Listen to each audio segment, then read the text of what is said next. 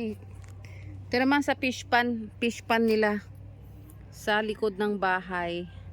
Okay, so may mga ano dito. May mga tilapia, bangus, yan. Hindi lang pala sa Dagupan City may bangus, kundi dito rin. Okay. Yan.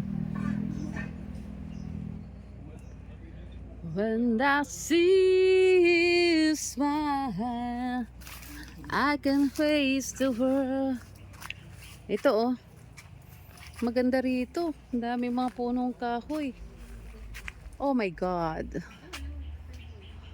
What a beautiful place. For such a beautiful face like me. Hala. Hala.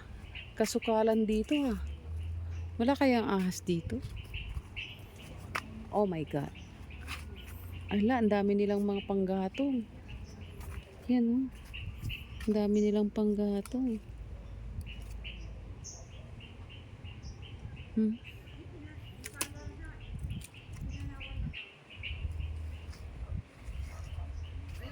Yan oh, mga fish pan dito. Ang gaganda ng fish pan. Yan. Ang sarap ng amoy ng ng putik. Maano mo talaga yung nature. I love nature. Thank you, Lord. Wow, ganda ng place. Yan oh. Mayroon tayong mga niyog. Puno ng niyog.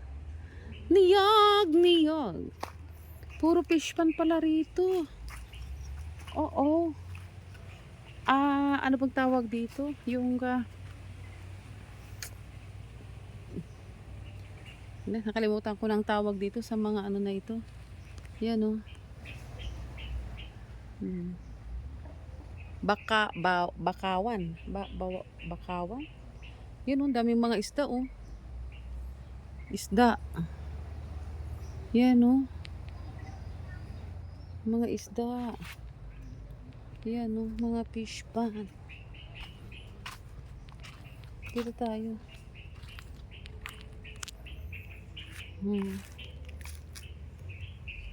Doon pa, ang lawak nito. Ang ganda siguro mag ano diyan. Wala kayang buhaya dito. Ha, maganda. Ang lamig ng hangin. Kaya lang parang may multo. Wala akong kasama dito. Baka mamaya maingkanto ako dito eh. Bakawan. Yan ang mga bakawan. Oh. Ang lalaki nila. Yan ang kapag nagtanim ka ng bakawan, ganyan sila kalalaki. Mahirap na silang guys, mahirap na silang tanggalin. Oh, yan oh. Pero yan ang tumutulong sa natin, sa mga fish natin para magkaroon ng sila, yung malamig na tirahan yung mga isda. Yan oh. Tingnan niyo ito, para siyang yung ba yung Yan oh. Ayan, ugat yan, ang lalaki oh. Oh. Yan. Muna ako. Balik muna ako doon sa kasi wala akong kasama dito. Parang nakakaramdam ako ng hindi. Mamaya na lang ulit. Okay, bye. Thank you guys for watching.